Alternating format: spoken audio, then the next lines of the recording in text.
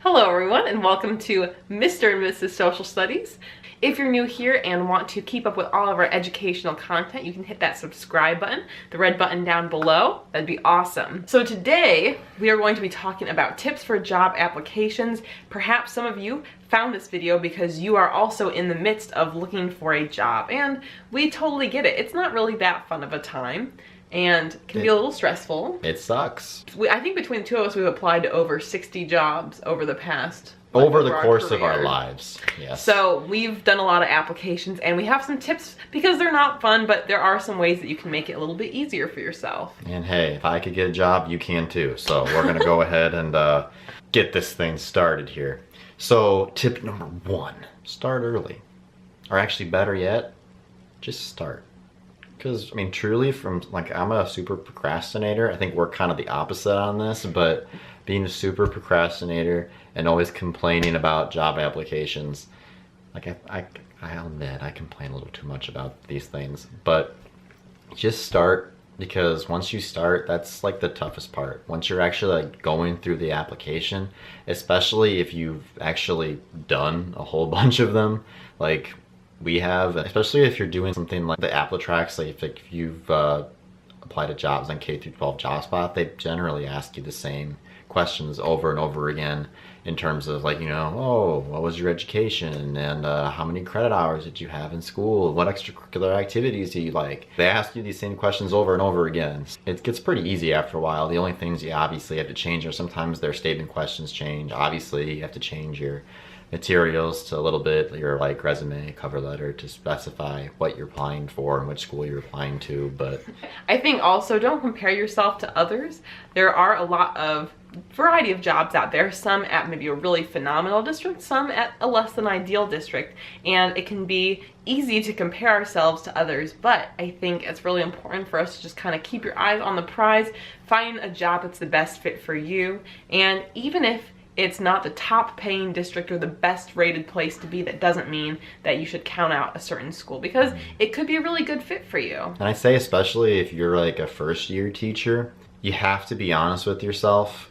If you were in an employer's shoes, how many of you would actually hire a first year over a bunch of other people who've had experience? Not to put anybody down. I mean, I know for sure I wouldn't hire me as a first year. So, just haven't had the experience yet. Whether or not you have like advanced degrees, like a master's degree or whatnot. Lots of employers generally, if they're like a prestigious kind of school and they're gonna pay you more money, they're gonna wanna see that you have higher amounts of education.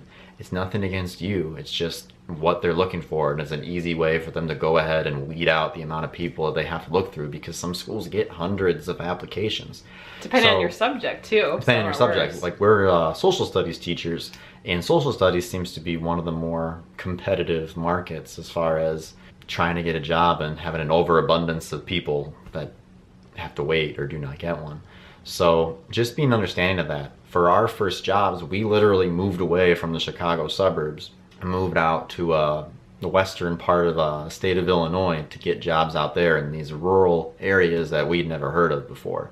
Turned out it was a great experience. You're still teaching, you're still doing your thing. Building some experience, and then you can use that as an advantage, I think, when you're coming back to, for our case, we're coming back to the suburbs, or in your case, wherever, point A and point B are, to say, yeah, look, I have diverse experiences. I've worked with different kinds of student populations. Administrators and education people, they eat that stuff up. And honestly, it's going to be better for you, and truly, not to sound like a douche, it's truly going to be better for you because you're going to give yourself more of a chance of seeing what you like versus what may not be the best fit for you.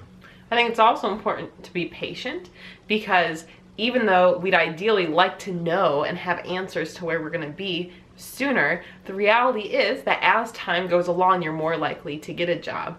This is, I think, really important to remember, that a lot of the hiring does happen late in the game. So be patient with yourself, keep applying, keep showing up to the interview, put your best foot forward, but honestly, just be patient. It may be the very end before you get a job, and that's okay. That's almost like a kind of a lottery, because you could luck out with a really great district kind of in the final hour there. Yeah, from my experience, really good schools, tougher to get into when it's earlier in the game, when they're getting a little desperate. Not again to put yourself down, but when there's not a lot of time, people are more prone to be making quick snap decisions and maybe kind of overlooking stuff that they would have hyper analyzed and like knocked you out on before. Maybe it doesn't matter you don't have a master's degree anymore. Maybe it doesn't matter how many years of experience.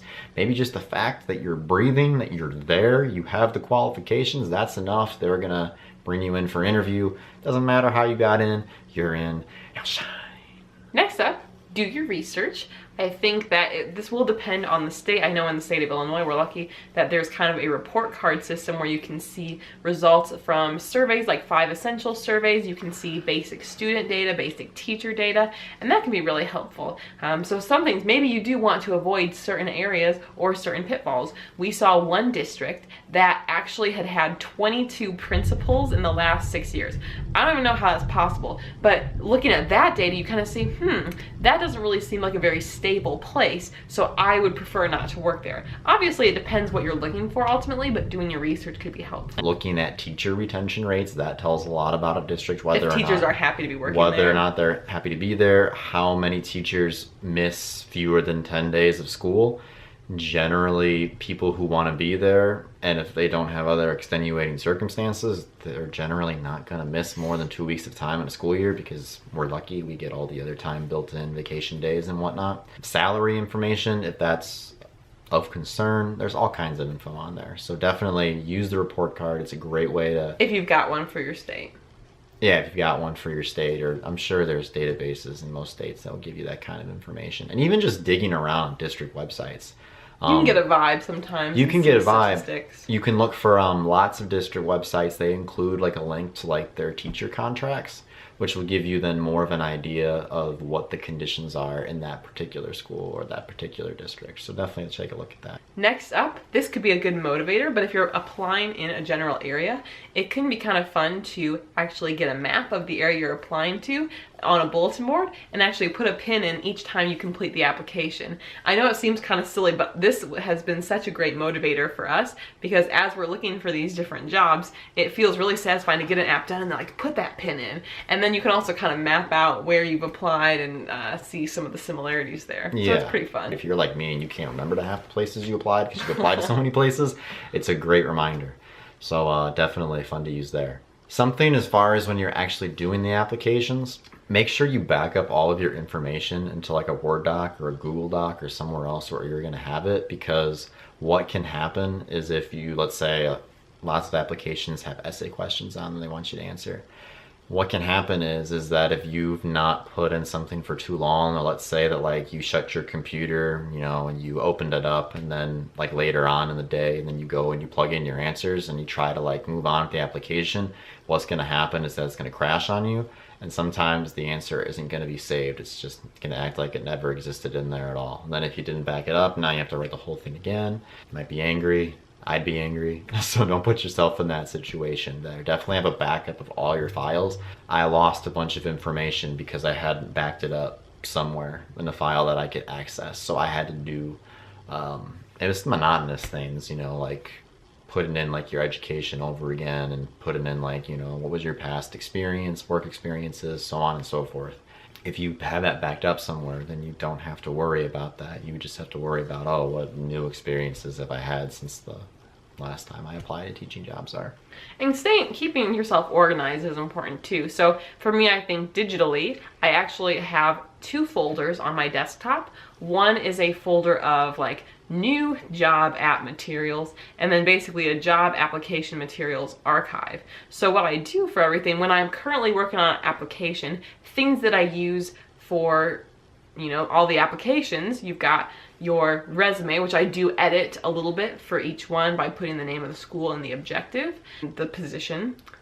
I've got my 3 letters of rec. I've got, and also tip with that, if you are thinking of making the switch, get yourself... do it early.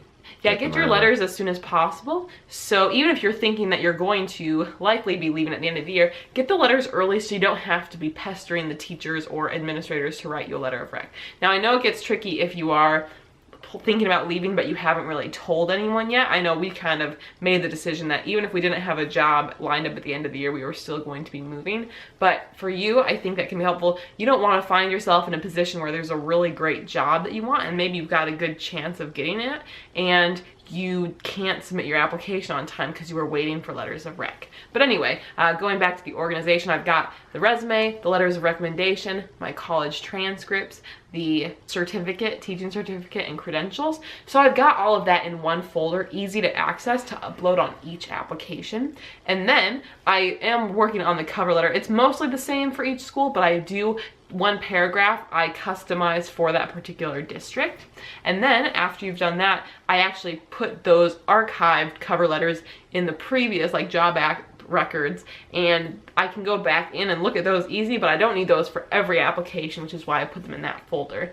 Keeping myself organized really helps, and especially if you have to plug in information over and over again, you want to be able to have that handy so you don't have to re-look up that information fresh each time. If you're like me and you're very distractible, build a schedule, because if you don't have a schedule, chances are you're less likely of doing things, or even if you are, you're just not going to be as efficient with it. Make sure that you go ahead and you schedule time that you're gonna have for when you're gonna go ahead and do your schedule. Whether it's like you want to have like the same block of time like in the morning that you work on it, whether you want to divide it up into different sessions over the course of the day.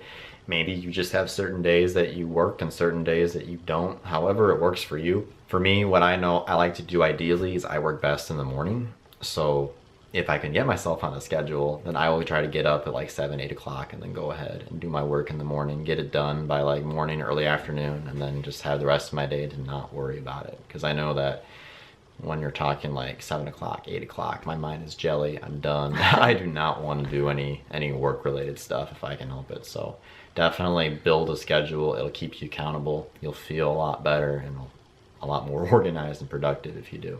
So those are just some of our best tips to help you with your job applications. It's not a fun process, but hopefully some of this was helpful. If you guys are enjoying our content, again, we'd love to have you as part of the community, Mr. and Mrs. Social Studies. Links are below, and we'll see you guys in the next video. Bye guys!